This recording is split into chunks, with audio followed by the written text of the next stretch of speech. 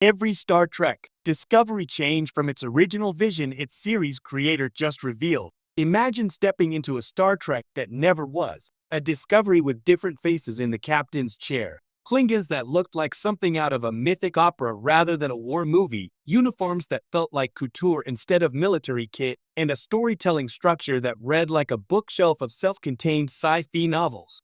That alternate universe, parts wistful, parts practical, is the one Brian Fuller says he had in his head before studio notes, showrunner exits, and production realities reshaped the series into what millions eventually watched. Fuller recently unpacked a surprising cache of what might have been, and the differences reveal not just alternate casting choices, but a fundamentally different tone and architecture for Discovery. First, the show itself. Fuller's original Discovery was conceived as something closer to an anthology, each season its own self-contained novel, rather than the long, continuous serialized arc fans came to expect. That idea wasn't just a structural quirk, it's a creative compass. Treating each season as a novel would have made Discovery feel episodically complete, while still allowing bold shifts in theme, cast focus, and world building between seasons, closer to what modern prestige television sometimes does, but with Starfleet at the center. The version we got leaned into serialized, season-spanning stakes and character arcs instead.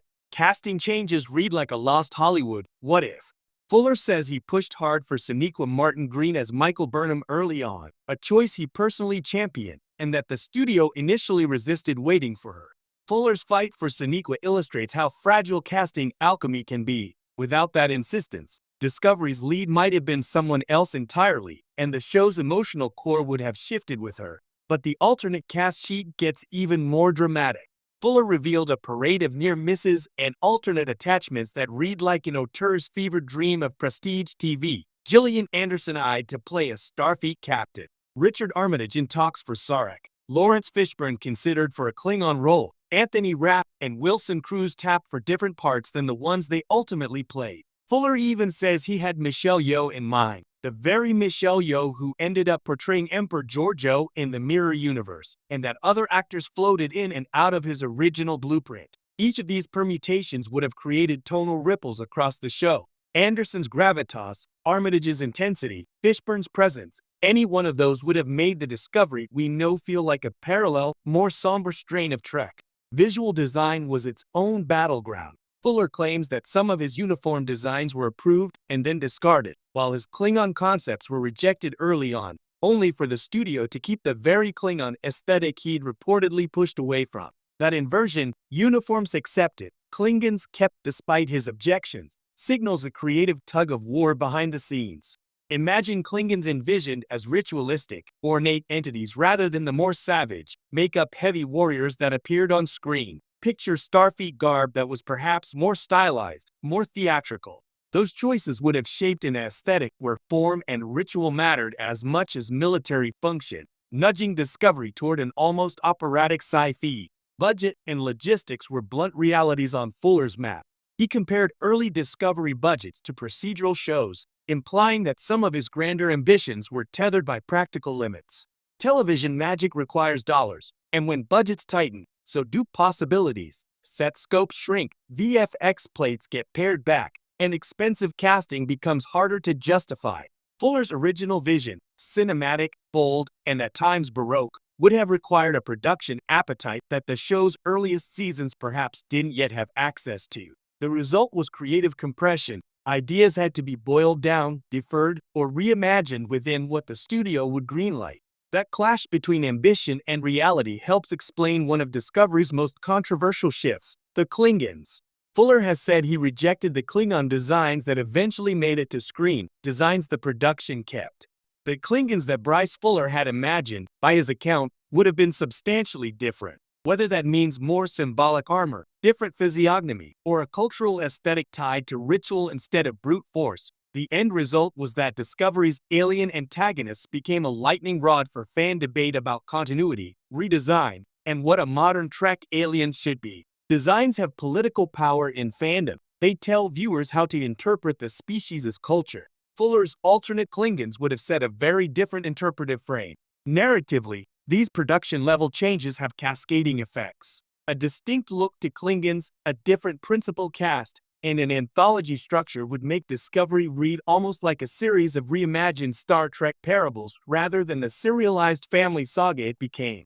The show's moral questions, identity, trauma, duty, scientific curiosity, would still exist, but they might be framed through different lenses, ritual and myth instead of procedural duty, self-contained moral arcs in place of stretched character evolutions.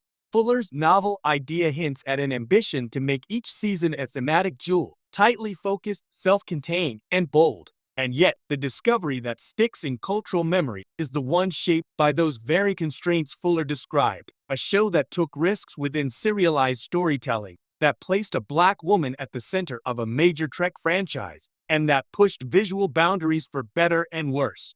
Sonequa Martin Green's Michael Burnham became a lodestone for the franchise's emotional narrative. The Klingon redesign provoked debate that stretched across fan forums and review columns. The uniforms and VFX, whatever their provenance, gave Discovery a look that said, "This is Star Trek for a different century." Those outcomes matter too. Fuller's revelations don't erase the show that aired. They add depth to its origin story and remind fans how contingent television is on personnel, appetite, and timing. If there's a lesson in all of this, it's one about creative stewardship. Creators, studios, budgets, and showrunners form a delicate ecosystem. A single decision, to cast, to greenlight a costume, to approve a Klingon makeup test, ripples across seasons. Fuller's original storyboard reads like a director's cut of television, a version that might have been stranger and perhaps less conventionally winning, but undeniably brave in its aesthetic choices. The version we got, by contrast, navigated mainstream expectations and built a continuity spine for a franchise that would expand into multiple other series. Both versions speak to different kinds of bravery, one experimental and auteur-driven, the other pragmatic and franchise-minded. And then there's the bittersweet human element. Fuller's departure. Leaving a project that you helped conceive is always a mix of relief, regret, and what if.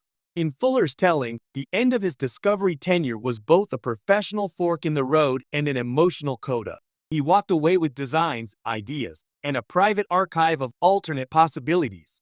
Those artifacts, concept art, casting notes, and interview anecdotes are now part of the public Star Trek archaeology, tasty scraps for fans to savor and argue over in forums and podcasts. So where does that leave fans who love to imagine alternate timelines? Fuller's revelations aren't a loss so much as an invitation. They give us a way to appreciate Discovery both as broadcast television and as an unrealized experiment. We can watch the existing series, its wins, its